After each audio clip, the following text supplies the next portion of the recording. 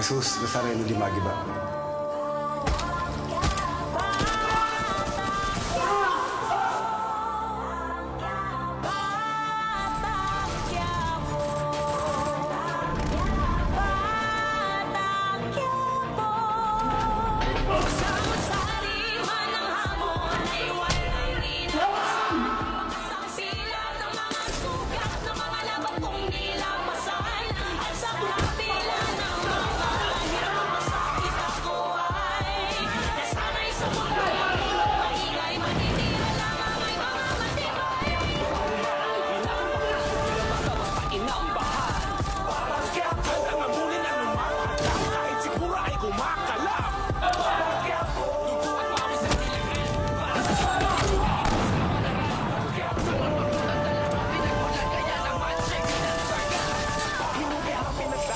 Mula pagkabata, hirap ng buhay ay kasama na sa aking kabanata. Pero kahit ganun nanalig ako at namanata, kaya sa mga panganib di ako napapahala. Kahit di makipag-iinitan lagi ng aking ama na madalas pinapanigan pangan ng aking ina. Ngunit ganun pa man, di ba di nagbago ang pangarap na makaipon at paiaho ng pamilya ko sa hirap. Alam kong magbabago pa ang guhit na balat sa akin. Lahat yung at pawis at nilaan para sa pamilya ay nakipagsama na rin. Sa mga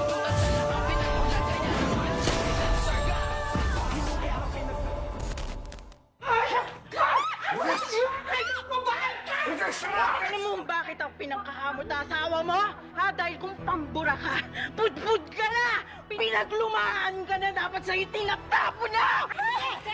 Gusto mo ipagmalaki? Ito! Pulis ito!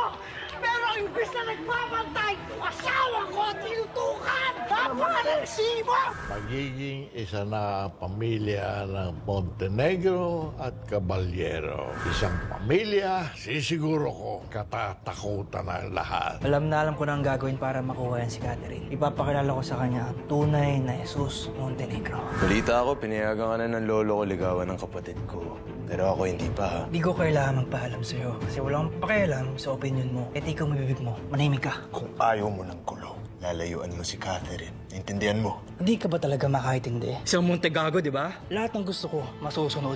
Ipo-promote kita. Gagawin kita ng head bouncer. Babals, salamat ha. Tinulungan mo ako mamili ng damit. Nahiya na ako sa'yo. Ang dami nga naitulong sa akin. Ano ka ba, Tanggol? Kaya mo nakakalimutan yung ginawa mo para sa akin. Niligtas mo yung buhay ko kay Bong. Hindi dahil sa'yo, sigurado ako na rape na ako. Wala yun. Alam mo naman gagawin ko ang lahat. Para sa'yo.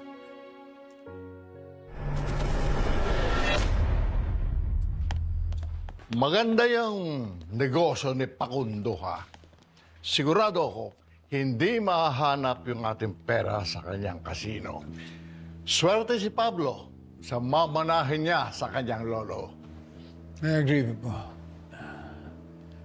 Anak, napansin ko, mukhang mainit pa rin ang dugo niyo sa isa't isa ni Pablo. Bahayaan mo na yon. Nag-aangas lang yung Pablo na yan kasi alam naman niya, hindi siya mananalo sa akin. Mas magaling ako sa kanya. Dapat solusyonan niyo kaagad yan. Mas magandang magkakampi kayo ni Pablo. Dahil pag ikaw na ang hari, at least meron kang kaalyado na mapagkakatiwalaan. Sige, Papa. Gagawin ko.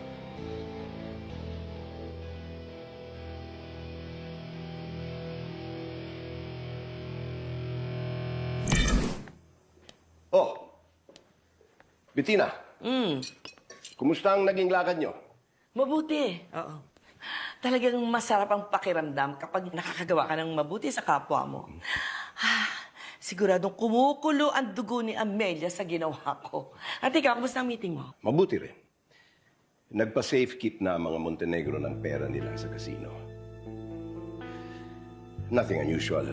Nakikita kong tumitibay na ang relasyon natin sa pamilyang yan. Umamin din sa akin si Jesus na gusto niyang ligawan ng ating apo. Really? Napakagandang balita. Ano sinabi mo? Hindi ko siya pwedeng pigilan dahil nga sa binubuo nating relasyon. But I'm keeping my fingers crossed na hindi siya magugustuhan ni Catherine. Alam kong makapangyarihan ng mga Montenegro pero hindi ko iaalay ang apo natin ng ganun lang sa kanila. Diyan ka naman nagkakamali. Dapat nga kumbinsihin natin si Catherine na makipagmabutihan kay Jesus Montenegro. That will be good for the business. Bettina, gusto mo bang mapangasawa ng apo natin ang isang lalaking hindi niya mahal? At kailan naman naging tungkol sa pagmamahal ang kasal?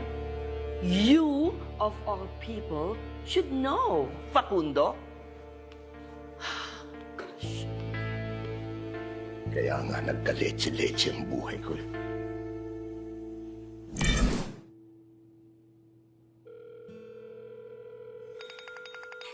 Hello. Hello, Catherine. Busy ako. Pwede bang mamaya ka na lang tumawag? Hindi. Mabilis lang to. Mabilis lang, promise. Gusto ko sanang humingi ng pabor. Di ba nga sabi ko sa'yo, babawi ako. Gusto ko na talaga makipag-ayo sa kapatid mo. Kaya kung okay lang, makuha ko yung number niya. Ayoko na kasing patagalin tong hindi namin pagkakaintindihan eh. Ako na mismong personal na pupunta sa kanya at kakausap. Sige, isasend ko sa'yo. Salamat, Catherine, ha? I miss you.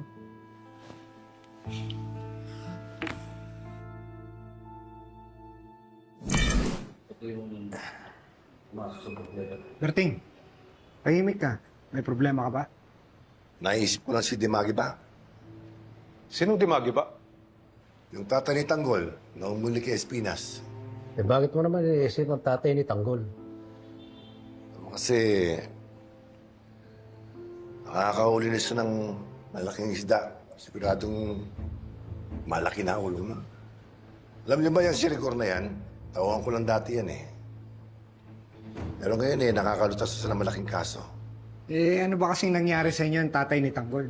Siya ba ang rason kung bakit ka nawala sa serbisyo? Hindi naman. Pero siya mismo ang pumusa sa akin. Kasi nabaligtad ako ng grupong inimbestigahan ko, yung Red Phoenix. Nang nalaman nila na sila ang pinupuntiryan ko, sinubukan nila akong suhulan. Nagulat na lang ako nang bigla akong pilantahan ng ebidensya, ikasisira ko. Sinubukan kong magapila, pero wala. Nabasura lang. Malaman lamang ko na may mataas na opisyales na may kapit sa Red Phoenix na yan. Walang ibang haharang doon, kundi sila Agustus. Dati naming kasosyo ang Red Phoenix, pero nilaglag niya ang mga to para sa sarili niyang interes.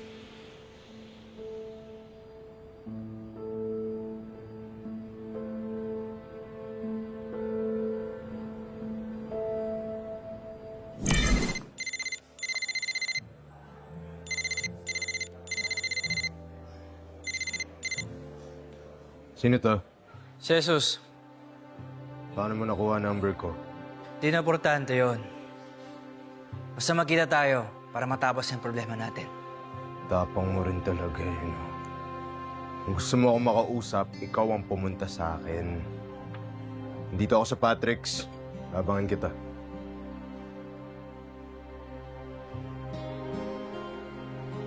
Tara. Sino yun? Si Montegago. Naangasan pa ako eh. Gusto daw akong makausap.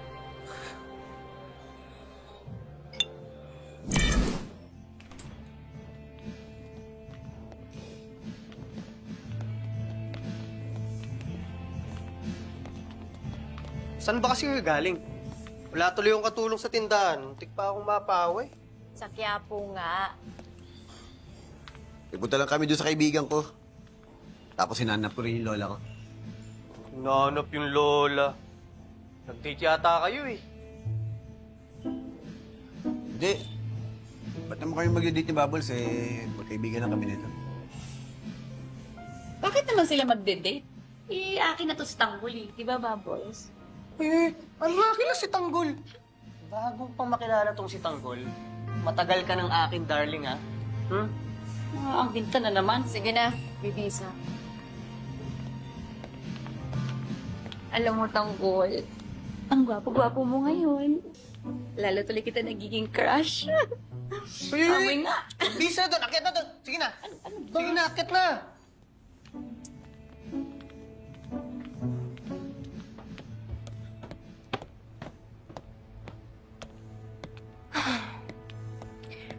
Ikaw naman kasi, Bubbles, tatanga-tanga ka eh. Maasa ka pa na magiging kayo ni Tanggol. Hanggang kaibigan nga lang tingin niya sa'yo eh. Dapat sa'yo, maghanap ka ng mamahal sa'yo. Hindi yung pinag-friendzone ka lang. Hey, Bubbles! Ikaw, easy ka nga lang. Huwag mo masyado pinag-iisip yung mga mangungutong na yon. Ikaw, pinapaalalahanan lang kita, ha? Huwag mong dadalhin yung init ng ulo mo sa bahay dito sa trabaho, ha? Ako, bawal yan na kasi mangot dito. Nababawasan yung tip natin. Sige ka. Alam ko naman yun. Personal kung personal, trabaho kung trabaho. O siya, sige na. Magbisa tayo.